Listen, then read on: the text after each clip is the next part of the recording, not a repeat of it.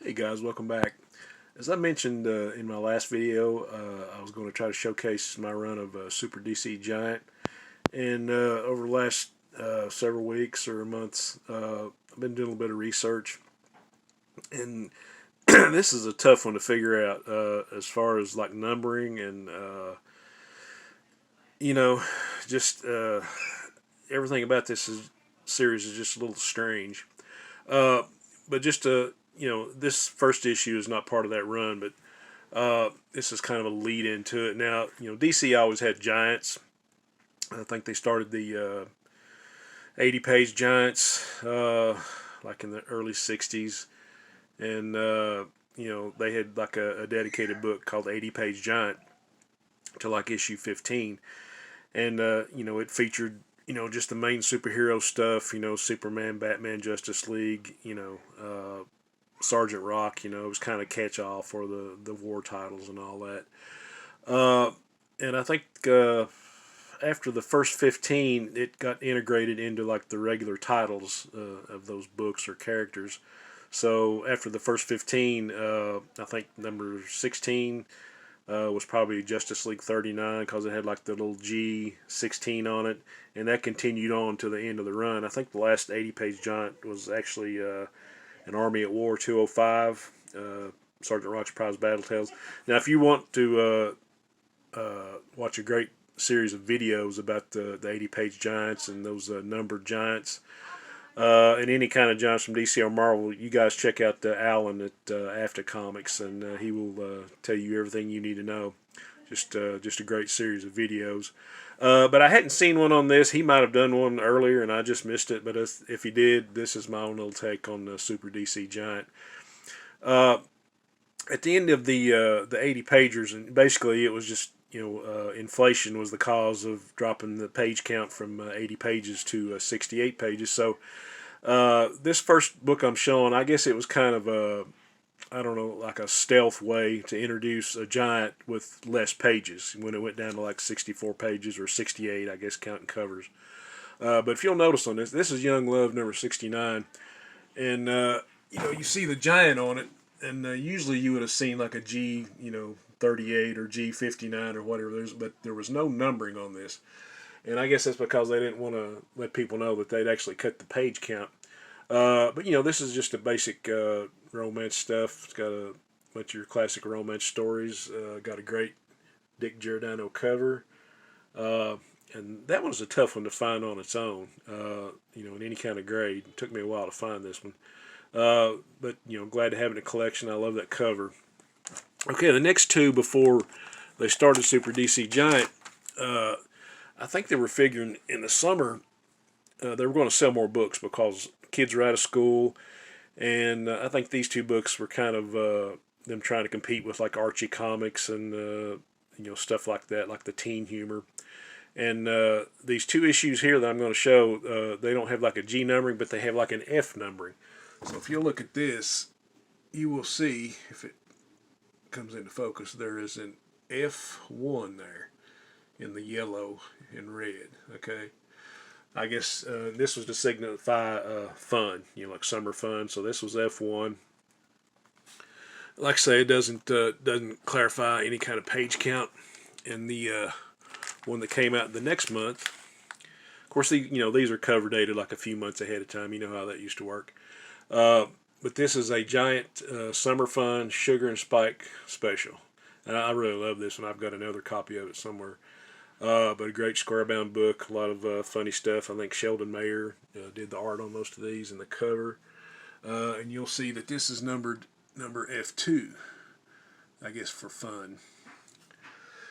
So these kind of led into the Super DC Giant series. So what is kind of odd about this, they released the first 5 issues, I think it's first 5, in 1 month. So the ones that are cover dated in October, I guess, came out in August.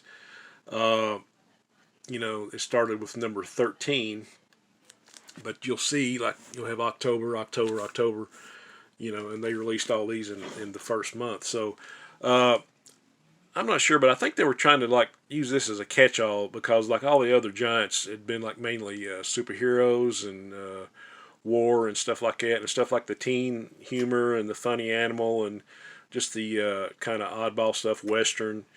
Uh, uh, they were kind of using it as a showcase, and so this is number 13, S13. The S, from what I could gather, either stood for summer fun or super. So you can take your pick. I would say super since it's got the big Super DC Giant on there. So here's some more Archie-like humor. They were trying to compete with Archie at the time, I guess.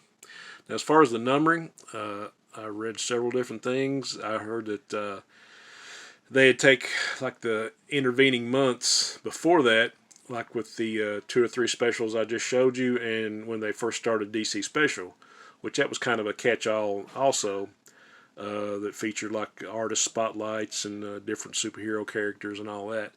But that's one, that's one theory, and I think the one I believe is, and this came from Carmine Infantino, is like the retailers didn't really want to sell #1 issues because they wanted something that was like a proven seller. So I guess if you started a book with a later number, they thought it might sell better because it had been on. They were trying to trick them into thinking it was on the racks longer. So I'm guessing that's why it started out with S13.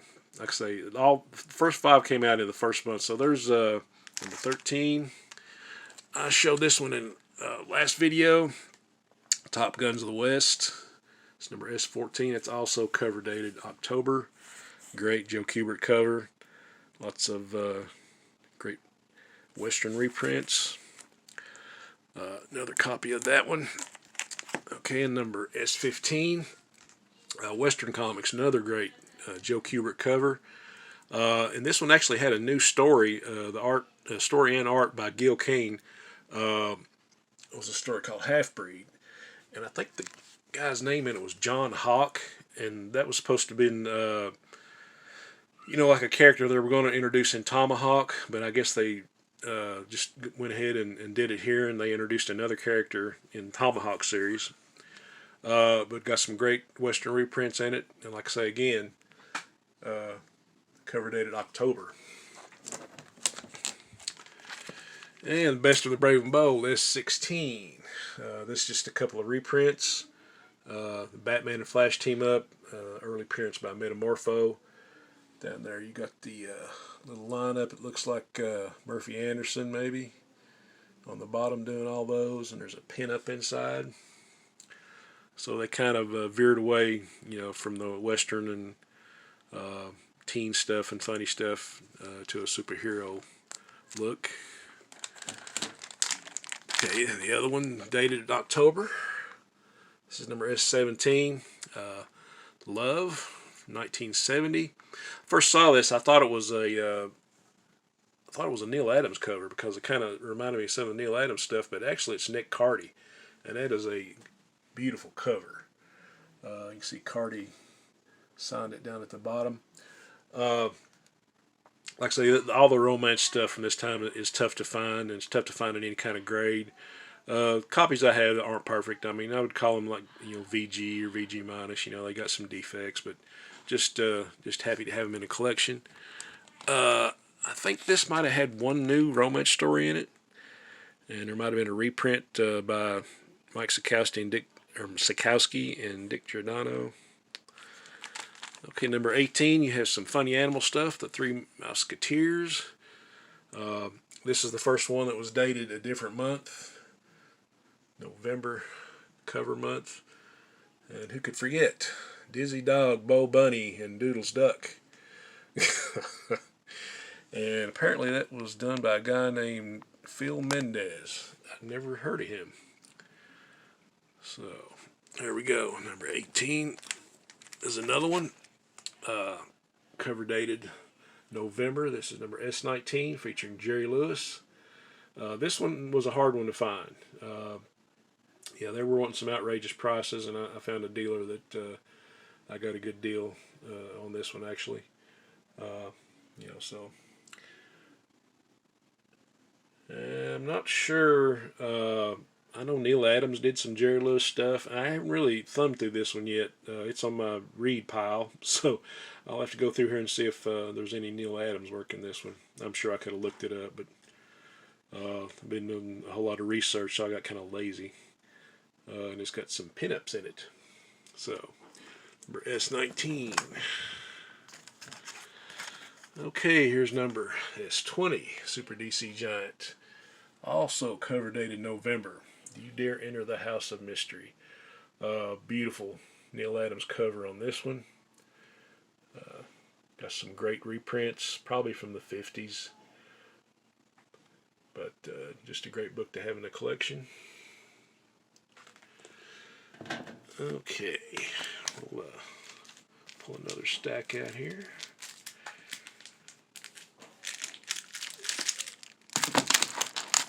So that was number 20, or S20. Here's number S21. And I think they got away from the 4 or 5 books a month deal, because this is cover dated in February of 1971. More Love Comics. Got a great, I love that cover. You know, who wouldn't want a cover with race cars and, you know, pretty women on it, right? And I'm not sure, like I said, I haven't researched every little thing about these, but that looks like C. Armentino. Now, I don't know if that's another pen name for Carmine Infantino, or if that's the real artist. I'll have to look that up. If anybody knows, be more than happy to hear you tell me if I'm wrong. But yeah, this is another tough one. All these romance, you know, from the late 60s, early 70s are tough to find in any kind of grade. So this one's complete. It's beat up and got a few stains. You know, I don't really care. Just happy to have it. Okay, here's another great Joe Kubert cover. Top Guns of the West. This is number S22. Sorry for the shoddy camera work. Man, I just, like I say, I would buy these books for the cover alone. And this has got some cool DC Western characters in it. Got some Batlash, Johnny Thunder, Nighthawk, Matt Savage. So for fans of Western comics, this one has it all. Okay. Here's number S23, Unexpected. I think this is all like reprints from the 50s. Still a great book, great cover.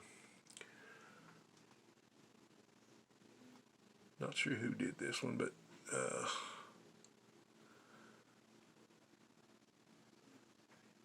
think all my research was kind of focused on, you know, how this series came to be, and not really didn't go into real detail about the artists or who did every story or anything. But cool book. I actually had another copy of that one. That was an upgrade, and this is this one of the original ones I bought. It's pretty beat up. Still nice to have. Okay, like I said, this was kind of a catch-all, you know, for stuff like other than superheroes, but superheroes that kind of dipped their toe in the waters on this one. You know, I think this was supposed to have been one of the 80-page giants, the story in this, and this was probably, I think, probably 2 or 3 issues that were like reprinted from Action Comics or something like that. It was like a whole serial. So you got some Supergirl in there, Luther, Superman. I don't know if that's like Mike Sekowsky and Giordano on that bottom one or not, but this is cover dated June. The Unexpected was cover dated in April. Okay, number S25. This is one of my favorites too. This reprints some classic Kirby Challengers of the Unknown. Got a great Kirby cover there. And I think, too, they were trying to, you know, promote Kirby a little bit, because this is about the time that he came over to DC and was doing all the Fourth World stuff. So I think they kind of wanted to give him a little kick and let people know that he was coming to DC, or he was at DC. This one's a pretty decent copy, actually. I'm about to push my thing off the table. Yeah, this is This is a nice one. Some great Kirby work there. And here's a little oddball one featuring Aquaman. And this has got some great reprints in it from Ramona Fraden.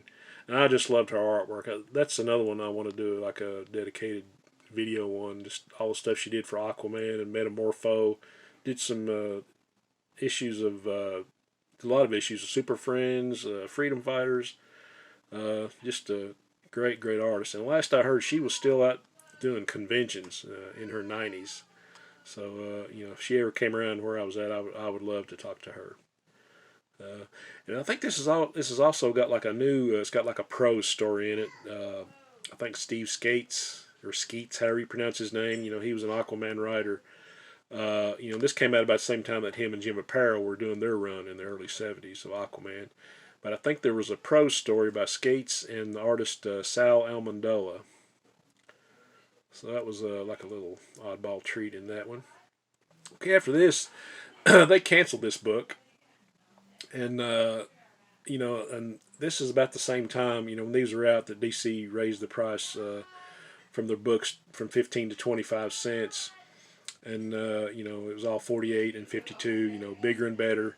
That's a whole other video. I love those books. I think DC lost their code on that one, but it's just anything that's giant or square bound or has those cool reprints. And all to me, this was a really a nice history lesson for DC Comics. Because I came in and at the beginning I didn't know the difference between a new story and a reprint, but like in the pages of the letter pages of the 100 pages, it would tell you.